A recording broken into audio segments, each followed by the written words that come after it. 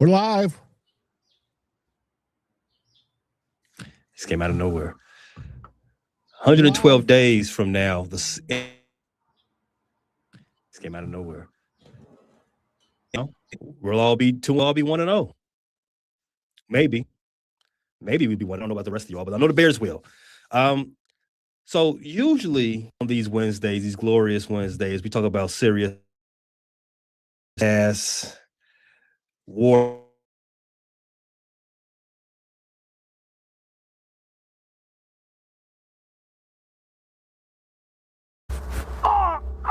Call an ambulance, but not for me. I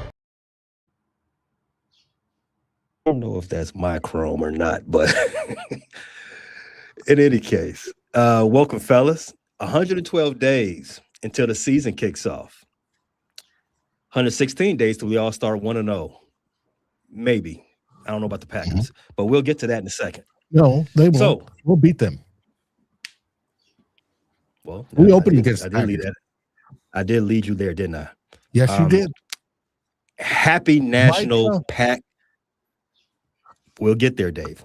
Okay. You see the run. You see the rundown. Watch the rundown, Dave. We'll get there. Happy National Pick Strawberries Day to everyone who practices, and it's also National Streaming Day. I know Rupert Murdoch is not celebrating that day. If you've been following the news of him and what he's got going on in DC, Foster, I'm going to go ahead and mute you right now. But let's get right to that first topic since we're already a little bit behind the 8 ball. Have you all ever been to Nashville? No. Foster, you have though, right? I have, yeah, as a youngin. I hear it's a cool place. No, it's a real cool place. The first time I ever was in what's this? We're in May. Was in March. First time I've ever stepped foot on the soil there. I drive through it all the time. Making that back trip between Chicago and Atlanta.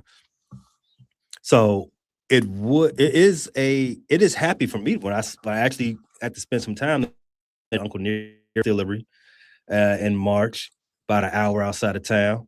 And Nashville's a really dope spot. The Gulch is cool.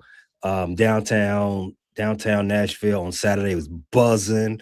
Like, man, you know me, I'm a day party guy. I'm a day drinker. And downtown Nashville is for my type. I loved it.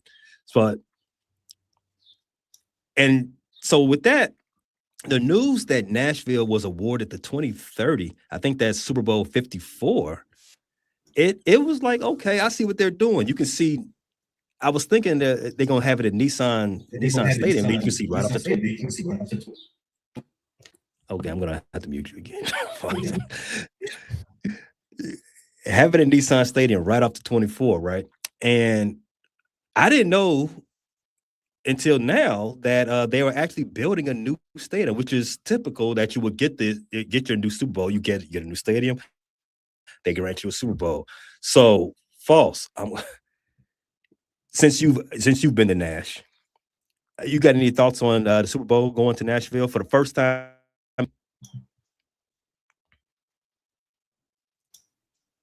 I went there. I didn't get an opportunity to explore it as an adult, so I don't think I have the best perception of it. But from what I know, that's like where the Rock and Roll Hall of Fame is in Nashville, right?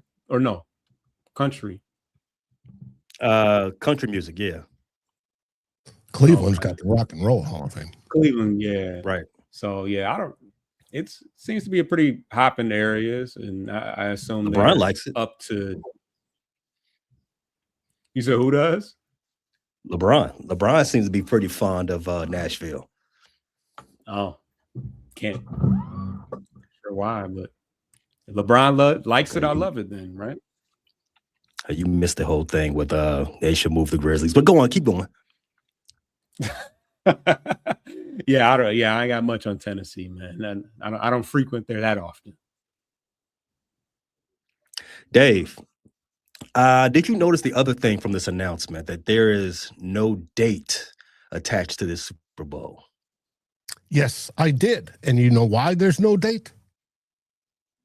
I know why, but I'm sure. But I don't know if Foster knows. Could you go ahead and just let him know? The reason there's no date is they're hoping for an 18-game season by 2030, and that way they'll bump it out another week, and we'll have the whole President's Weekend to recover from the Sunday Super Bowl. You are very much correct with that one, Dave. Yay or nay? More football, Dave. You're up for more football? I'm up for more football. I could deal with 18 weeks. They'll just drop a preseason game. We already watched it. It'll have the quality. Yay or nay? More football.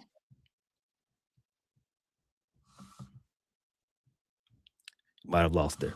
But all right. So the NFL wasn't done making announcements other than where the Super Bowl is going to be in 2030. The 2028 NFL draft is going to be in the Twin Cities. Dave, what are Vikings fans saying about that little bit of announcement? Hey, we love it. We can't wait. It'll be a boon for the cities itself. It should be fun. We had the draft in Pittsburgh this year, and it set a record of 805,000 visitors or something like that. Even though there was a dispute, they counted a visitor on Friday that came back on Saturday as two different visitors, but okay, fine. But they've estimated through when they've had it in Chicago and they've had it in Detroit and they've had it in Pittsburgh that it's at least $200 million that the city earns in extra, taxes and spending, and you're putting that money into the economy, and it's a beautiful thing. Now, next year, it's going to be in Washington, D.C., which should be interesting, on the mall.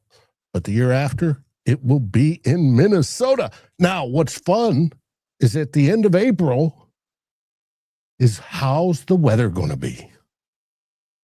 It could be a beautiful, gorgeous spring day, 72 degrees, or it could be just below freezing and we get in a blizzard. It's just that time of year for Minnesota. They don't know. But if it is lousy weather, they'll move it indoors, or they'll have a big chunk of it indoors. They got the Armory downtown. They've got the stadium, which obviously has enough room. They have the whole commons ground in front of the stadium, which a lot of the outdoor stuff I'm sure will take place in. It will be very good and very nice. And it's made by not only the Vikings put in for it, but the Minnesota Sports Event Committee, who owns U.S. Bank, all that. They promoted this. It was a 28-page, maybe 280-page document that they submitted, including all the logistics that would be required to do it. And the NFL soaked it up. They love it. And I think it's going to be great for the city. I am tentatively planning to go myself. Over under 51%. Tyler Fornes announces the Vikings' first pick on stage, 2028 NFL draft. It would be under. Now, whether it's the second pick, because Goodell announces the first round, whether it's the second pick, i.e. the second round pick at pick 64? Possibly. Now, they do have guest announcers, especially for the host. Jerome Bettis announced the Steelers pick first round this year. True. I don't know. I just hope that for the music, they pick nothing but Minneapolis music. Obviously, Prince will be one of them, but there's tons of great music that came from the Minneapolis area, and that they choose them. It's just like with Detroit, they chose Detroit legends to have the music, and then we're not hearing the same old, AC/DC and stuff like that, but that there's enough Minnesota-based music to absolutely rock the place. You hope so, right? And again, 51%. I think I like my chances of going over there. I mean, because Jerome Bennett's is a star. I mean, he's a legend in Pittsburgh, but come on, Tyler Fornes, he's a bigger star. We all know this. He'll appreciate that greatly. But we'll see. We'll see who it is. There's plenty of legends that'll be there, I'm sure. You'll have Fran Tarkenton if he's still kicking by then. And Fingers crossed. Hopefully. There'll be quite a few. Hey, it's a great place to have it. I hope it comes to fruition and it comes to the vision that they aspire to. And it'll be fun. I think by the time 2028 draft rolls around, the Packers would just now actually start getting a first-round draft pick. Speaking of the Packers and why they don't have first-round draft picks, you like that segue, don't you? Yes, I do. Like that segue. On to our third topic on our rundown to our right. Adam Schefter reported the other day that Micah Parsons will likely start the season on the PUP, otherwise known as the PUP list. For those that are unacquainted with football and just watching this because they like the way Dave and Foster look, the PUP list is the physically unable to perform list, and that would take you out for the first 4 games of the season. Keep that in mind for the second half of the show, because there will be a test on this later. Buy or sell, false. You get in here real fast. Buy or sell, Micah Parsons plays a game in October. October. I buy at least one, even if it's like Halloween. Dave, it was week 15 when Micah tore his ACL. I believe this is his second career lower leg injuries. Buy or sell, Dave? Micah Parsons plays a game in October. I know there's talking about him returning for week 5 versus the Chicago Bears. I don't think he's going to be there. It takes a little bit longer. And what was funny about all of this, besides week 5 versus the Bears, is that he said he's on schedule, maybe a little bit ahead of schedule, but he's on schedule. His defensive coordinator, Jeff Hafley, has predicted Parsons will return even better, unquote, and could challenge the single season sack record. Wow. Sackers for Packers. I think it's absolutely funny, and I don't think it's going to happen. Normally, an ACL, unless you're an Adrian Peterson type freak, takes at least 9 months and closer to a year to be fully healthy. And then it's generally the year after that they return to their prime shape. He just got off the scooter.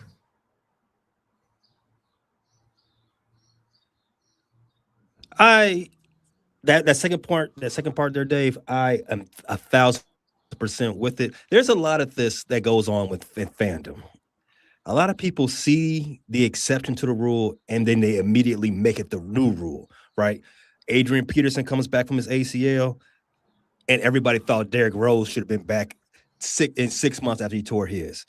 That's not how that works. Everybody's different. Adrian Peterson, he's an alien. Shout out to Wemby. Tom Brady, he's dominating football in his 40s.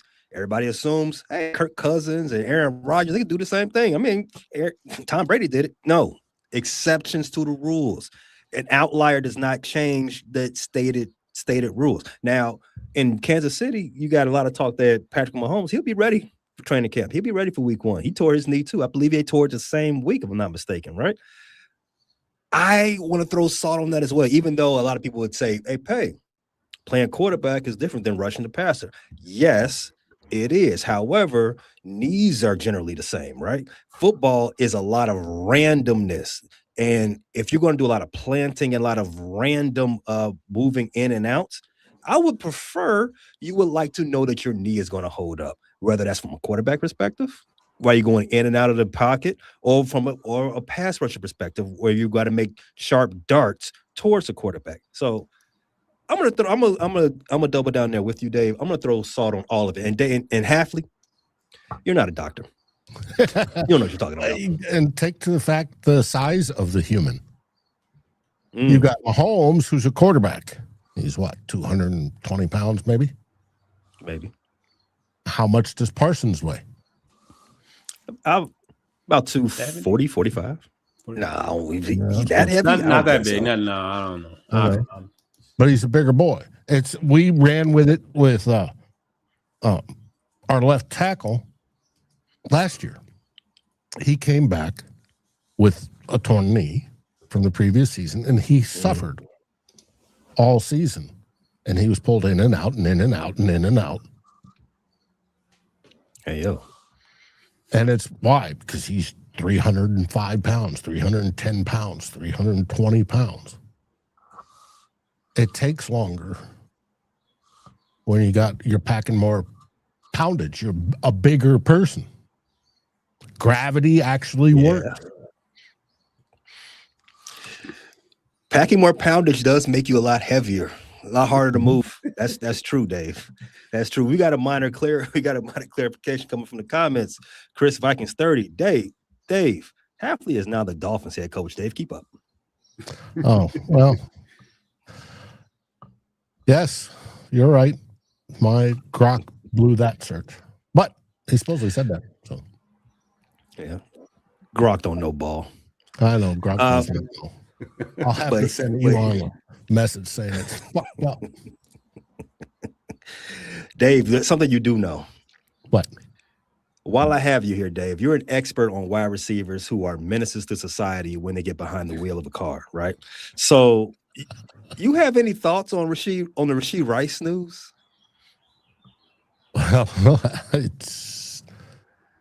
Well, he gets to rehab in prison for 30 days. County. Right. All right, Jay. Gray Bar Hotel. Oh yeah, he's definitely going to county.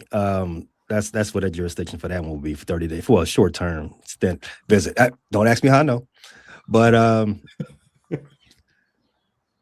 one hand, the Chiefs.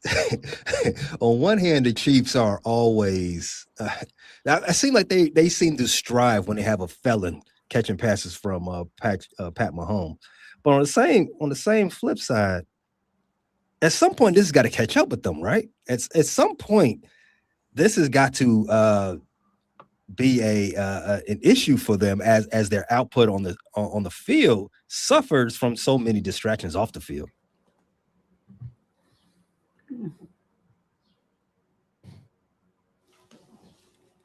It doesn't until it does.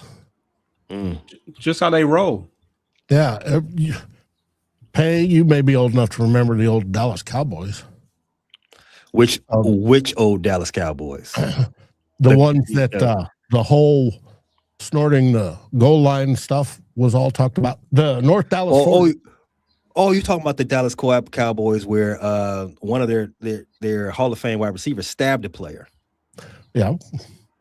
Oh, yeah, I North remember. Dallas 40, where they were, partying up all the time, and they were a good football team until they weren't. Yeah, well, it was okay when the position players were doing lines, but when a quarterback started doing lines, that's where it went off the rails. Shout out to my man Quincy Carter. You didn't think I remembered that name, did you? That's not that long ago. That was 99, wasn't it? Yeah, he was a quarterback about 99. I think Troy was gone by then.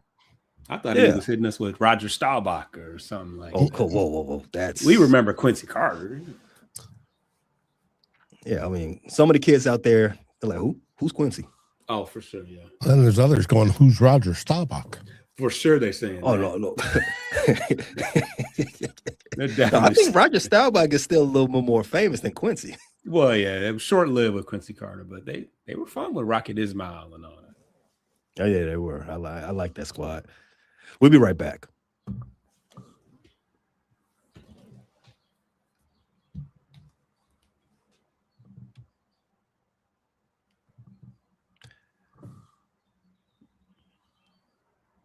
All right. So the NFL dominates the entire 365 calendar, even without games. They have two premier off-season events that they give us content creators to feast on, and all of the NFL degenerates as well.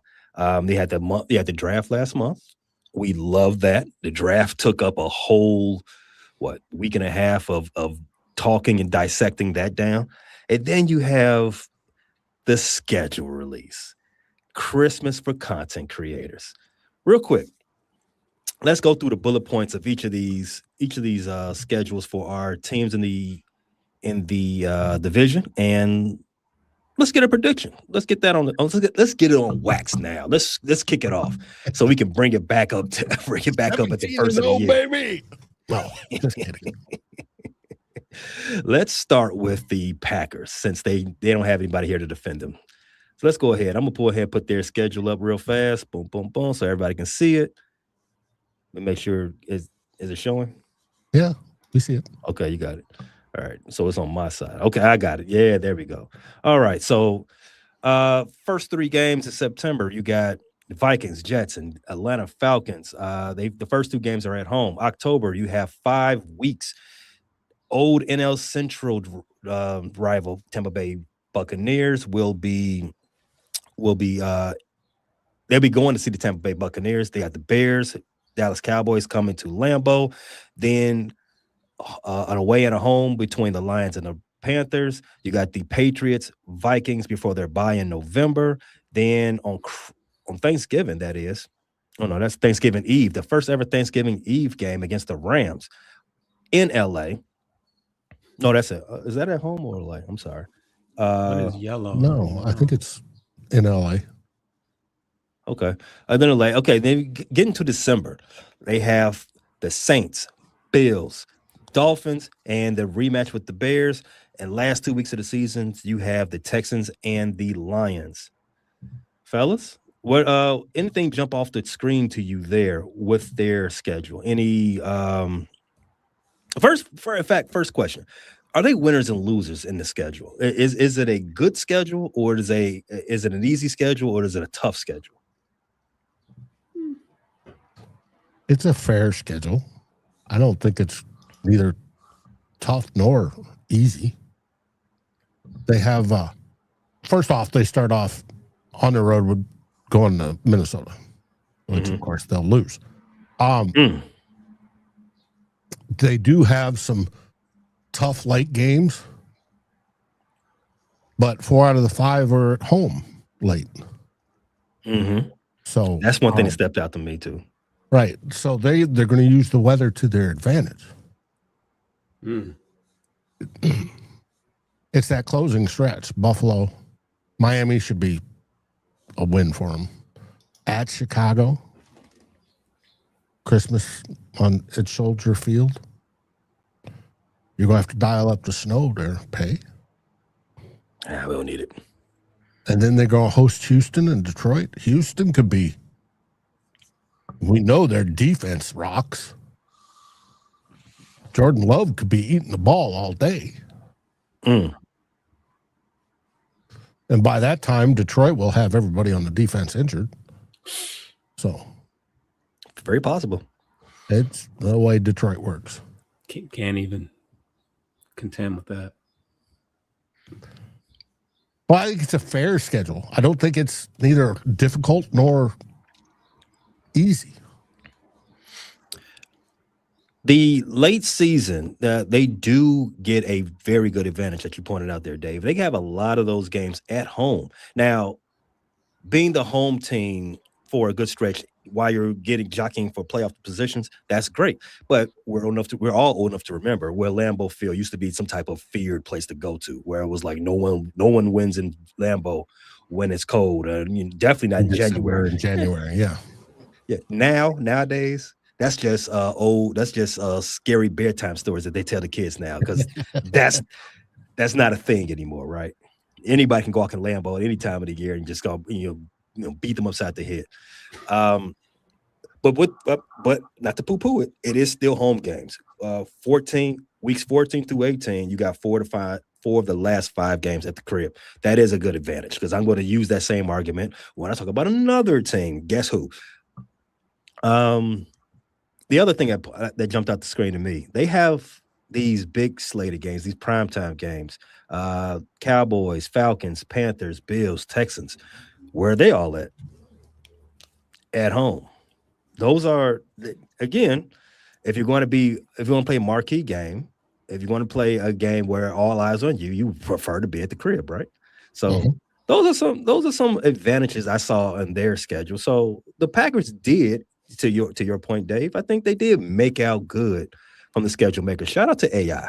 I don't know what AI the NFL uses, but Claude. Well, you know what? I do know what AI they use. They use AWS. They get the Amazon service. They have the premium subscription from Amazon. So I know they looked out for the Packers this time around. Let's get some predictions. False. Well, I was going to say, wins? I mean, with a lot of those home games coming towards the end of the year, that's going to be your, ramping up, Micah Parsons section. So, I mean, they may be kind of catching their stride as far as, health around that time too. So can't discount that. I mean, I think they definitely are priming to be a above 500 team, as well as probably everybody else in the division, because that's just how we play. But NFC North, baby. 11-6. Ooh. No. Ooh. I mean, they're never bad. Are they ever really bad? Yeah, they're like the Milwaukee Brewers, always frustratingly good. Yeah, like they're never, I wouldn't say 15-2, but at the same time, I certainly wouldn't say 5-12. Like, I think that's way out there, but I don't know. They beat us twice last year. They're pesky, man. Oh, okay. So you scared that they're listening. That's what that is. You think they listen to you. You don't want to speak too loud. I got you. I feel you. I feel you lost it. Respect. I got respect. Okay. All right. They beat the respect out of you. Okay. 11 wins. I think that's about their ceiling if everything breaks right. Micah Parsons comes back fairly early. And he doesn't have any I guess an extrapolated ramp up period. I think 11 wins will probably be closer to where their ceiling is. I think anywhere between. I won't tell you where I think their floor is. Dave, you pick it up from there. Let's. What do you think their record would be? The Packers, they'll be in it towards the end, just like all 4 teams in the division. I'm guessing 10 wins. Maximum. Okay. Because they're going to start out slow without Parsons.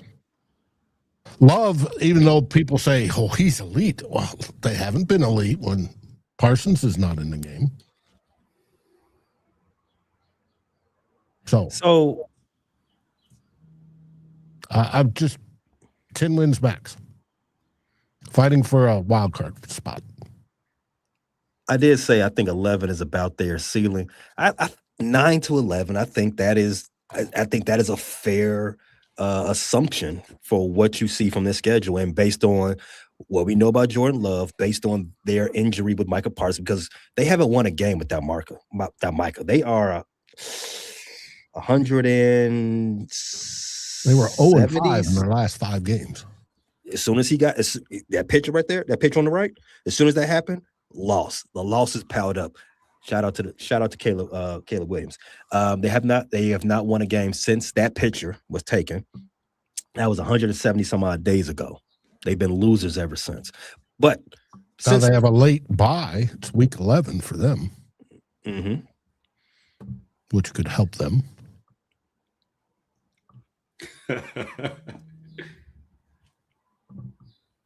But I'm saying 10 wins max for the Packers.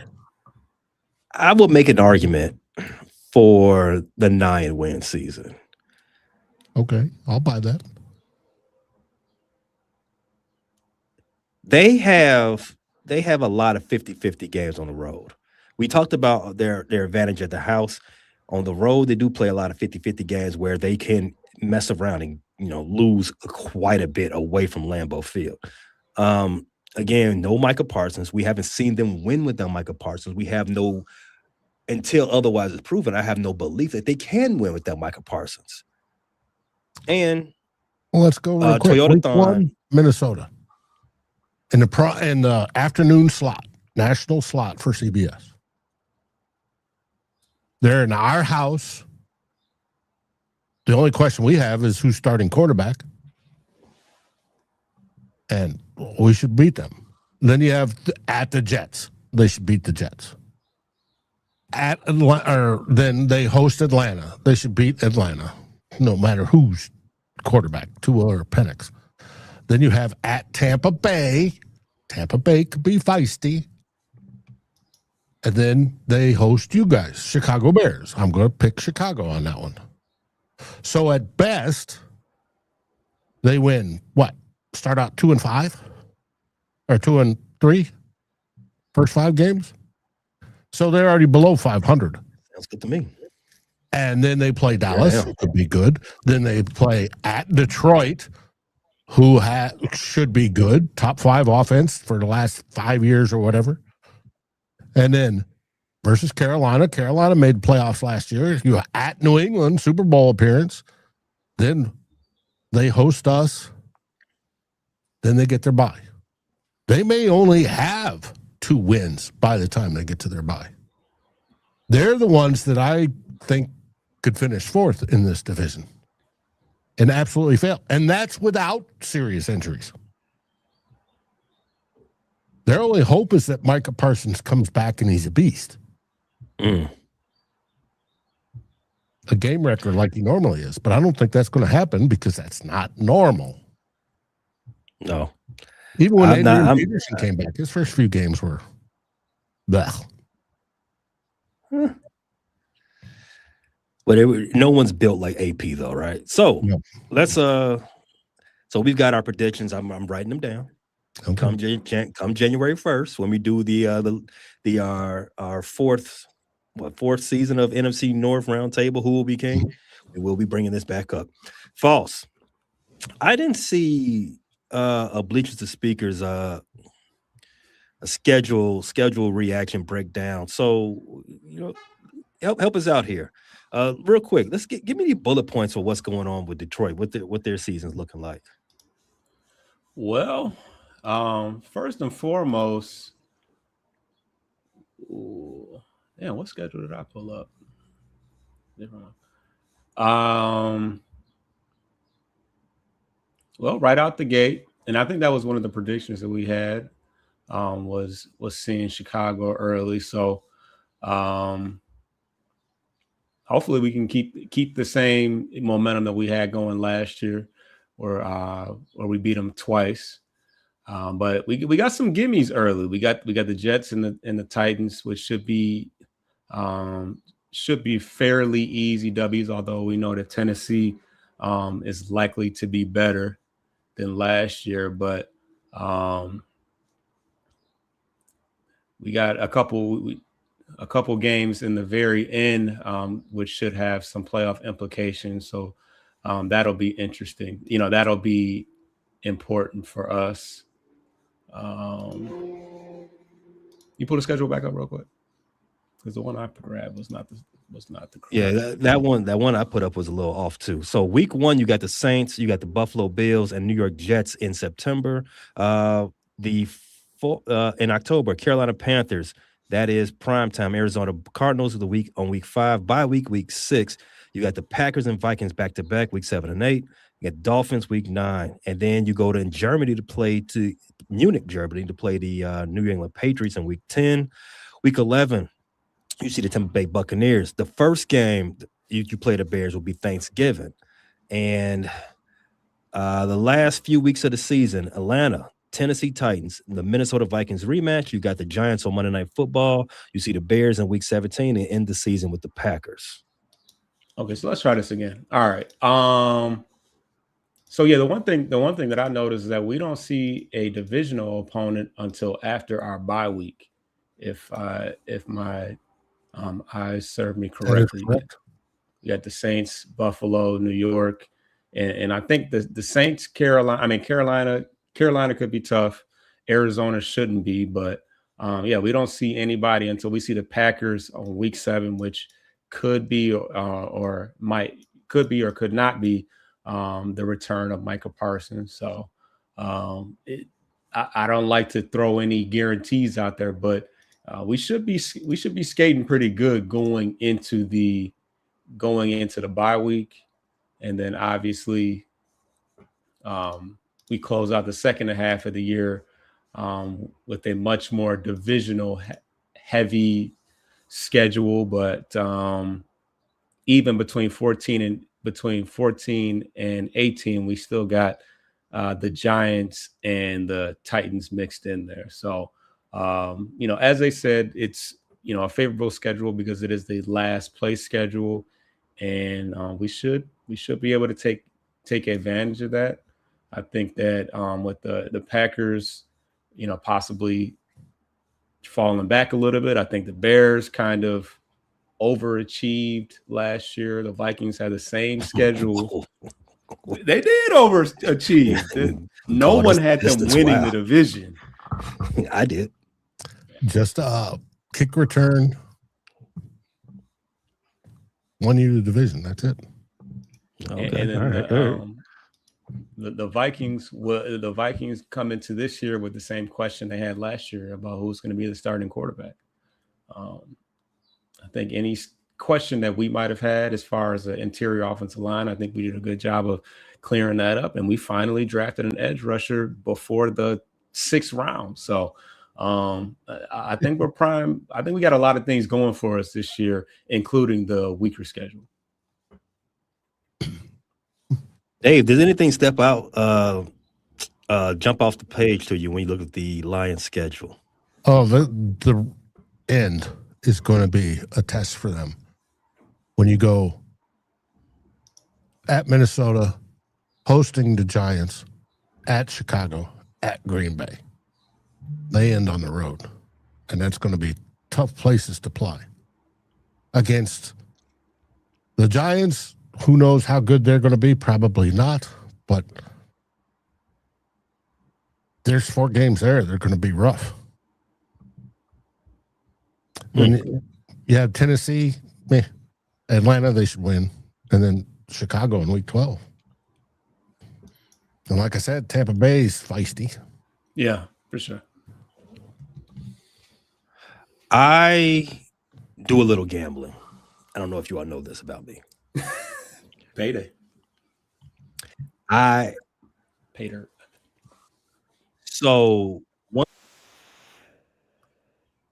I noticed that the Detroit Lions are favorites in 14 of their 18 games.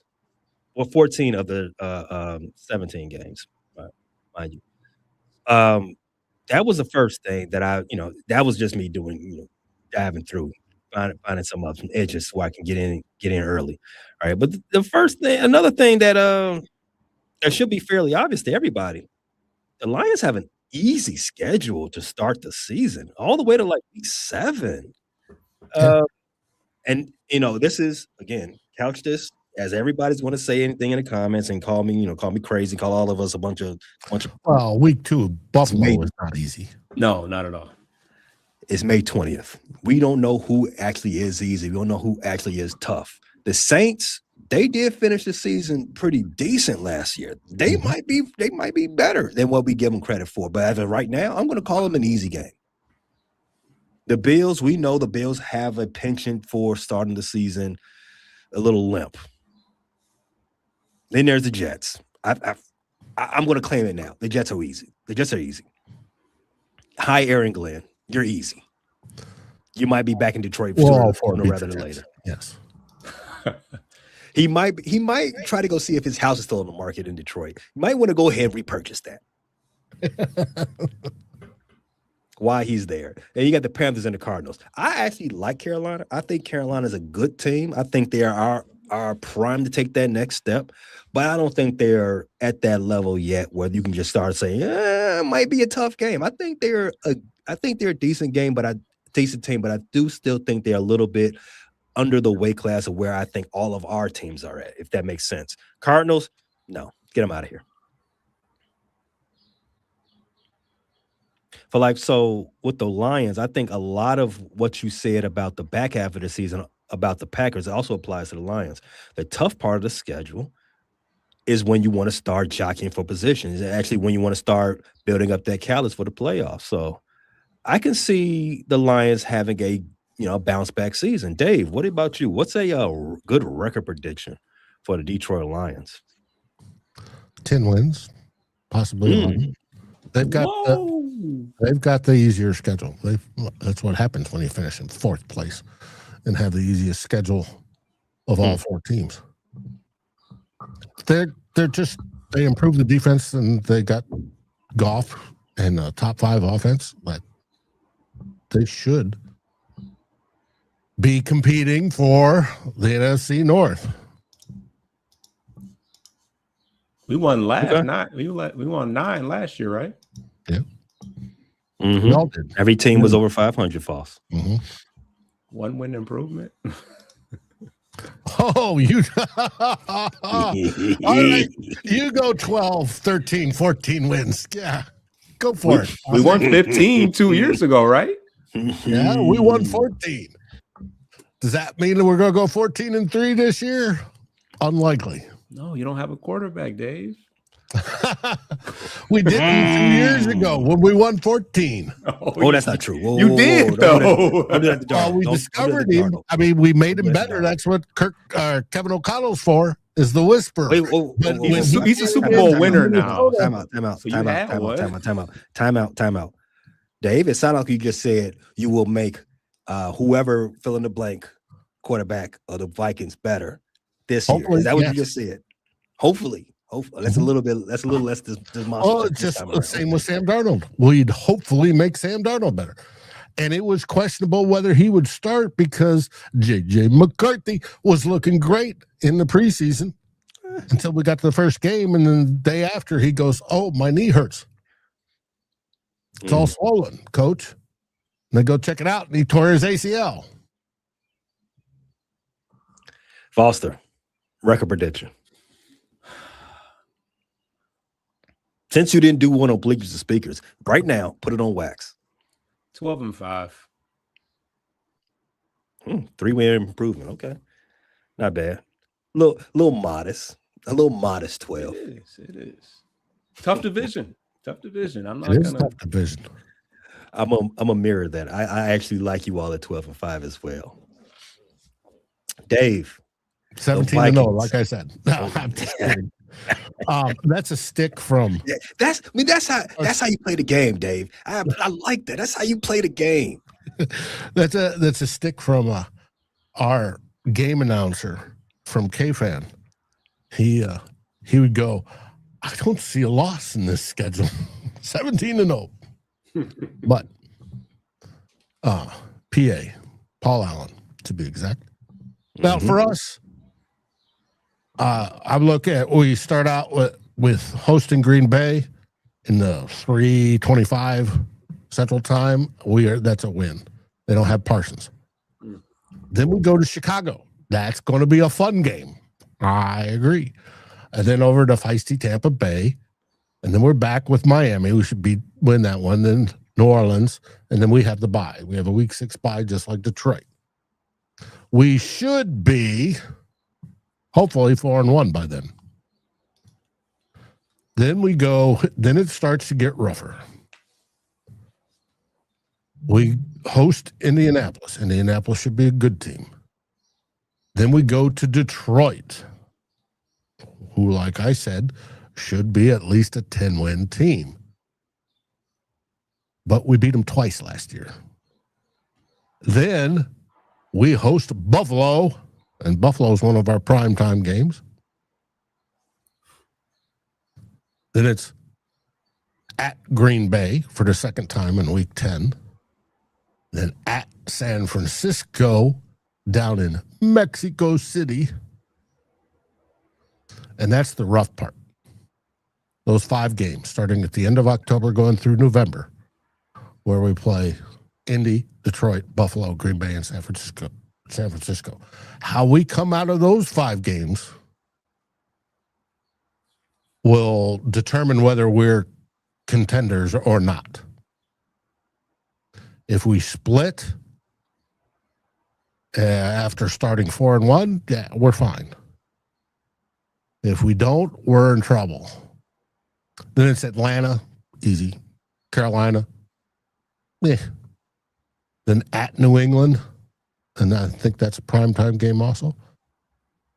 And then we finish hosting Detroit, Washington, at New Jersey, and then hosting Chicago for, hopefully, the division at that point in time. And the last, 1, 2, 3, 4, 5 out of 6 games are at home. That last game, Dave, is TBD. You got it's a TBD on time and day. Do you have a particular time and day you would like to see the Bears to end your season? Sunday night. Ooh, it's not a bad option. On the night, the 2-minute report. Number 1 seed, just like we did 2 years ago against Detroit. That's a late night for you, Dave, because I know you all do that 2-minute. What do you call it? The 2-minute live at 2 minutes. 2-minute warning. Yes. Yeah, but I'll take it. And speaking of late, we've always loved our nooners, the noon games, right? Mm-hmm. We only have like 2 or 3 scheduled this year. Everything's in the afternoon or later. They putting those quarterbacks on the summer jam screen, huh? Mm-hmm. All right. So, Foss, did there anything jump off the page to you at from the Vikings schedule?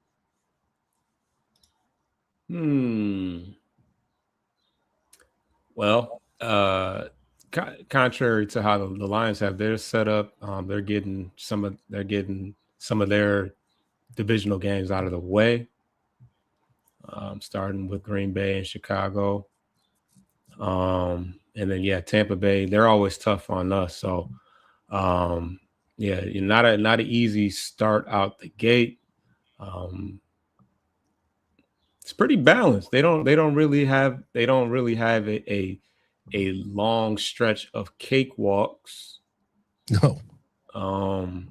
Closest to that they might have is the Washington Jets, and even then they got Chicago at home, so better, but they still got to end the season in Chicago. So it's pretty balanced. They don't have a long stretch of games where I can say, oh, they can kind of kick their feet up. I mean, they go probably the toughest stretch is like you mentioned, Colts. We don't end it in Chicago. Chicago ends it in Minnesota. Well, that's what I'm saying is at least it's in Minnesota, but that stretch from the Colts, Lions, Buffalo, Green Bay, 49ers, even Atlanta. No, I won't throw Atlanta in there, but we know that San Francisco is always at least decent, or at least they usually are. I don't know. I feel like they've been kind of losing some guys, but San Francisco's they're always losing guys. That's the thing. Yeah, but even last year, Troy West. Right. Oh, you're talking about with injuries, yeah. But even last year when it was kind of a down year, they held it down with Daniel Jones. What was their backup quarterback? What's their starting quarterback? So, that's the coach. Huh? No. Who am I thinking of? What quarterback? His last name is Jones, isn't it? Daniel Jones. Daniel Jones plays for the Colts. I forgot who the backup quarterback was for the it's an expatriate Niners last right? year. I don't know why Mac Jones. There you go. Okay, I'm like, his name is Jones. I know that, but yes, Mac Jones. So even with the backup at the helm, I don't think he might have lost the game, but San Francisco's always kind of solid. So. Okay, so since you want to glaze San Francisco, give me the record position for the Minnesota Vikings. You start them off. Let's go.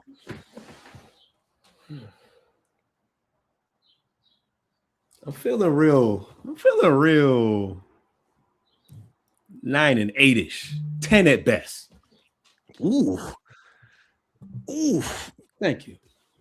You had more respect for the Packers than the Vikings.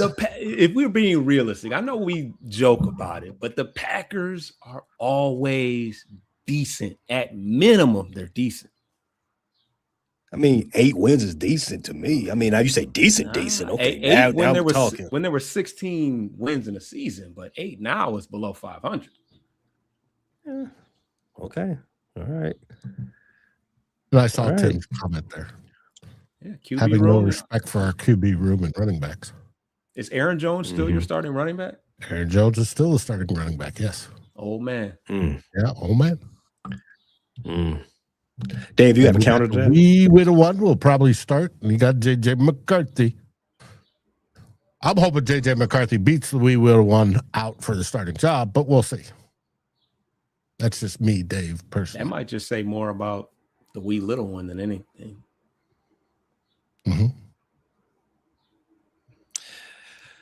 Dave, you have a counter to what that 9 and 8? We figured 9 minimum and probably 11 wins. So like the We'll be Packers. there at I the guess, end competing for the Foster was division. right. Okay. Yes, Foster was right. He was on to something similar to the We'll Packers. see. But KOC in his 4 years, 4 seasons, every even year, he's been either won 13 or 14 games. So who knows? Maybe we'll go 13 or 14 wins, maybe even 15. Now you're doing the content thing, Dave. I see that. Come on, that's what we got to do. That we come on, entertain. All right, so here's what I saw with the Vikings schedule. The thing that I noticed first, and it's something I didn't really think about until last year when it was something what the Bears had. Early bye weeks.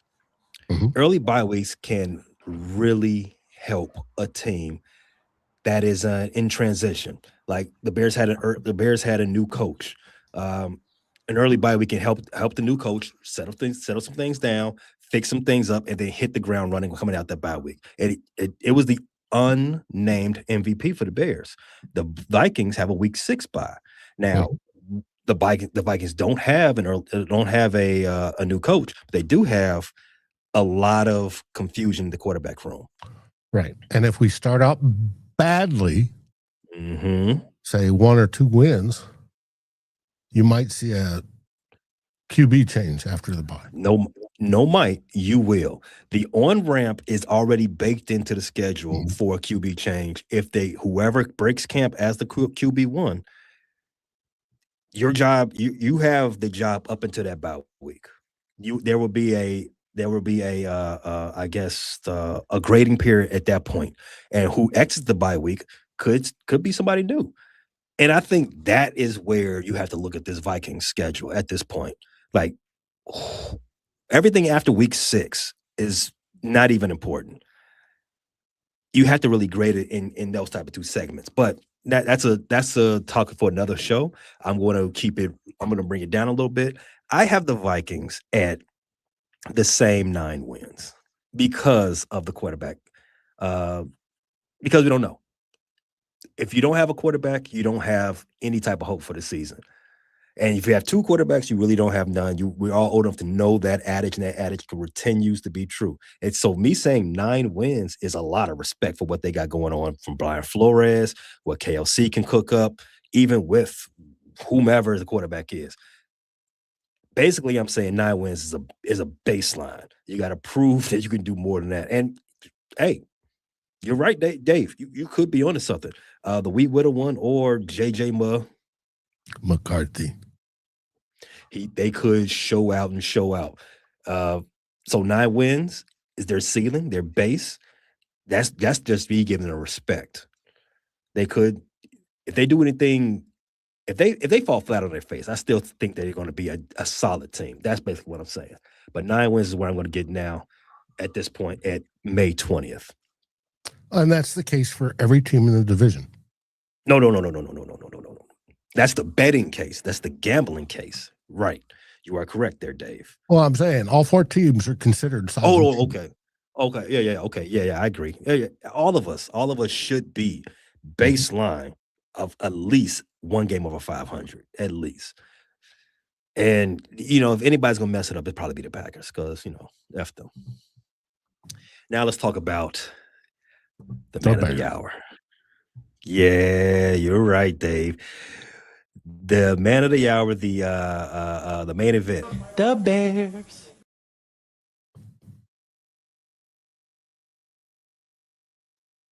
Did you see the Minnesota Vikings schedule reveal? I watched a part of it. I did not watch all of it, Dave. Did you see through week 2 what they did for week 2?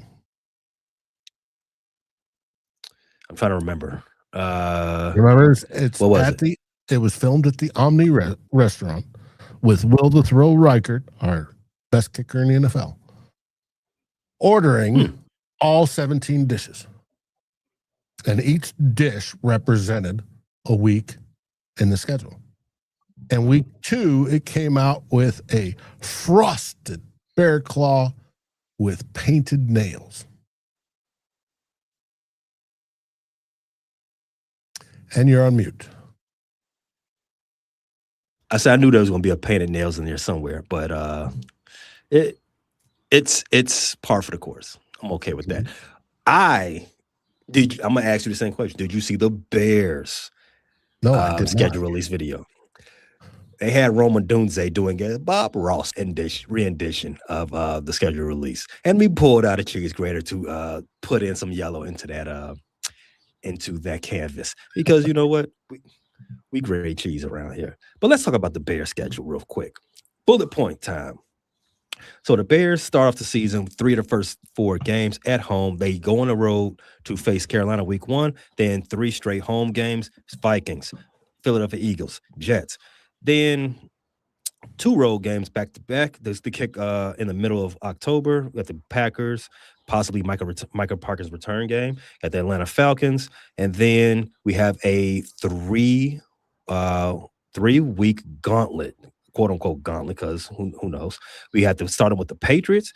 Coming to Soldier Field, we go to see Seattle, and then we come back home to host the our old NL Central rival, the Tampa Bay Buccaneers. Then we have our late bye, week 10. We come out of that bye to play the Saints, Lions, Jacksonville Jaguars, and the Miami Dolphins before seeing Buffalo. Going to see Buffalo in their new stadium. Imagine that. And then Christmas, the rematch. Christmas or Christmas Eve? No. The Bears play the Packers on Christmas on Netflix. Foster, you may not be familiar with this, but Netflix is known for movies. Yeah, another word, and Christmas music, movies, and the whole works. Yeah. Since recently, they've got into the live sports business, but another word for movies is cinema. You can't spell cinema without Iceman. Keep that in mind. The last 2 games of the season is going to be the Lions and the Vikings, where I think the division would be on the line both weeks. So the things that jump out at me about this schedule, I know that one of them, the Bears start the season with 3 of the first 4 at the house. That is, and 1, you're going to have whomever the quarterback is with the Vikings, and 2, you got the Jets and some also Rams. Yeah, Philly. You have an opportunity to really boost yourself up in the first 4 games of the season. Also, the Bears play 9 home games this season, 9 of them. So do we. I don't know. It's a unbalanced schedule now. So half the league will play 9, then they'll flip it again the next year, and so on and so forth. But for the Bears perspective, 9 home games for them this season. You can never go wrong with hosting, being the home team more times than being the road team. Said the same thing for everybody else. Another thing, that gauntlet that I did mention between the Patriots, the Seattle Seahawks, and the Tampa Bay Buccaneers, while those are tough opponents, there's a lot of space in between those opponents. You have a Thursday night game, you have a Monday night game, you have a Sunday night game, all between all three of them. So there's a lot of time to get ready for all three of those guys. And the most important thing about the Bears schedule, they only have to travel west one time. They cross the Mississippi one time all season. That's going to see Seattle. After that, we pretty much stay central to Eastern Standard Time. It's a good thing for the Bears. Technically, when you come to Minnesota, you're crossing the Mississippi. Pooh. That doesn't matter. 2-hour flight, if that. That don't matter. That's a 2-hour flight in the PJ. It's nothing. Nothing at all. But that was, I failed to mention, we have no games west of the Rockies this year. Rockies. We're really opening up for the NFC North. Dave, real fast, anything to jump off the page to you for the Bears schedule? Yeah, I figure you're going 2-2 in the first 4 games, but that mini gauntlet you're talking about, where you're New England, Seattle, and then Tampa, that's going to be rough for you guys. But you've got a killer for the end of the schedule. The last 4 games: Buffalo, Green Bay, Detroit, and Minnesota. That's going to be rough. If you guys make it through there, you're probably going to deserve to win the division. But I don't think you're going to make it through there, so that's fine. Foster, your turn. Get them in now. Man, this is a really tough schedule. I mean, you didn't even talk about Philly like that. You just grazed right over that. Like, I don't consider them tough. That's why. I mean, another team that's never terrible. They've been pretty good the last couple of years. I mean, they took a step back. I'm glad you said it first. But Chicago. I'm glad you said that. But did you watch Philly last year? They were terrible. They were objectively terrible. They had a bunch of injuries too. Hate to make it personal, but they dog walked us. I mean, they didn't dog walk us, but they did beat us. Philly, not a playoff team, so it's not really that much of a big deal. You didn't beat us last year, though. I will did say you play that a playoff game? Did you play a playoff game? I'm just saying. I don't recall you all being around during the most important part of the season. I'm just going to point that out.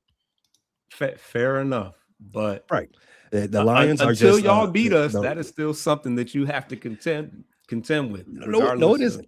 No, it isn't. No, it isn't. We got higher aspirations than beating the light blue version of the Pistons. We don't really care. And last we don't really care. We cleared the NFC North. Now he's bringing up this. We cleared the NFC North the year before. When is the last time the Bears beat the Lions? When is the last time the Lions did anything past January 1st? Let me announce this to me. We almost went to the Super Bowl. You cleared the. Almost went to the Super Bowl 2 years ago. We went 15-2. Remember that? Let's get the parade started for almost going to the Super Bowl. That's past January. I'm answering the question. Do they hang banners for almost going to the Super Bowl? You said past January. I'm just asking questions since we're talking about what is the accomplishment of almost going to the Super Bowl? Hang a banner. So so Philly will be an easy one for Chicago. Philly has an all-new coaching staff. Philly has an all-new coaching staff minus the head coach. They are going to trade AJ. They have a new number 1 wide receiver target, and at some point, the Jalen Hurts thing for me, I just don't. I think his name is more famous than his actual game. That's just Super Bowl, me. That's Super Bowl my winner, opinion. But yeah. Speaking of January, February. Oh, yeah, you're right. He is a Super Bowl winner. I still don't think he's that good. I think he's okay at best. My official prediction, I think the Bears beat Philadelphia because I don't think they're good. I think the Bears beat the Patriots because I think the Patriots have too many distractions. I think the Patriots they probably gonna have a new coach by that time. There's a lot of stuff going on. They're probably gonna split with the Lions. Oh, they're going to split with the Lions and they're going to split with the Packers. They're going to win the Christmas game. The Lions are going to beat the Bears. The Vikings. Dave, you don't have a quarterback yet. You can't sweep until you have a quarterback. It doesn't matter. If you have a quarterback, he can't sit over the He can't see over the table, so I'm not really worried about it yet. And the Bears are going to split with the Packers. We're going to beat them on Christmas at the crib. Put on a show for everybody while at the house. The Bears are going to lose to the Lions, but still split. They're going to lose to the Lions on Thanksgiving because the Lions are going to be well rested coming off that Munich. I think Munich is the game heading into the Thanksgiving. I think the Lions have 11 days to prepare. I don't see the Bears winning that game, but they will still split. I'm not overly concerned with the Bears and their chances against the Vikings. I think the Bears do come out of the division with a 4-2 division record, setting them up for a 12-5 season. Could be. So I want to do my prediction. I like the way you spun a lot of this. I like the Mississippi River. I like the distractions of New Orleans. Of New England. You do have to face the Super Bowl winner. Seattle didn't really talk about that, but that's okay.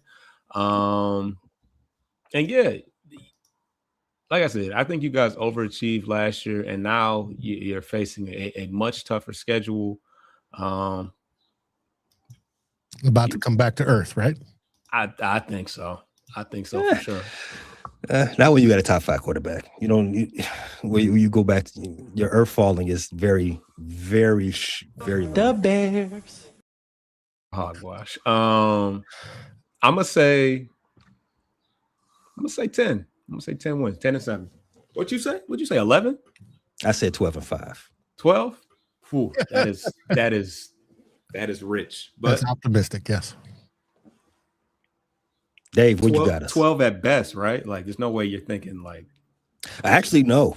12 is 12 is not the best. That is crazy. Have you at? Go ahead, check out the schedule reaction video we did last week.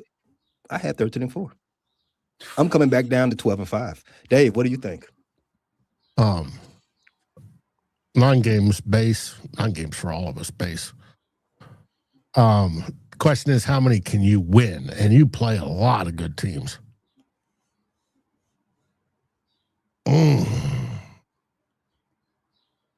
hoping it comes down to you and me for the division championship in week 18. So I'll give you 11. Be mad at that. Max 11. I'm fine with that. 11-6. I mean, not a real regression, anything like that. And I'm okay with all this. But again, all of this is getting put on wax. We're writing all of this down. We will revisit it as the season turns. Fellas, this was a great show. There's one advantage the Vikings have that you all don't. We don't play any holidays this year. That's good. That's the less the masses have to see JJ McCarthy is the better. If JJ wins the job, JJ's going to be the man. And if the wee widow one plays up to his potential, being the number 1 draft pick, and played like he did in 2022, I think it is, or even 2024, he should be fitting in with KOC and our weapons. He should succeed no matter what. And if he doesn't, he's done. Mm-hmm. That's true. Well, at most. Heavy on the dub. We talked about this a lot, Dave. I think the best thing for all parties is that JJ McCarthy wins that job because of the free agent wins it. There's an indictment on everybody from president on down. I want to thank everybody for watching the show and participating in our bloviating and our optimistic views of our teams on May 20th. All of this is likely to change, as you know there will. Football is a crazy sport. The shape of the ball tells you that. The bounce, something you can't predict. But I want you all to check out Foster, the voice of the Detroit sports scene over at Bleachers, the speakers. They're doing a lot of good stuff over there. Make sure you catch them. And everything they got going on that side. And Dave and his merry men, the Vikings home for all things pigskin, is Ravens. at the wrong button, wrong purple button. The can be found at the Vikings First and Skull. Fellas, I cannot wait until the next week, because next week we will be talking about something very, very crucial. Oh, you know what? Damn, we are running a little long, but I wrote this script before this. I don't even want to say the word jackass, but decided to do what he's always doing and steal the show for himself. Aaron Rodgers is saying he's retiring after the year. Yay. It's about time. Should have been about 5 years ago. Any last words? Good riddance. That's exactly what I was thinking. Exactly what I was thinking. Thanks for watching, everybody.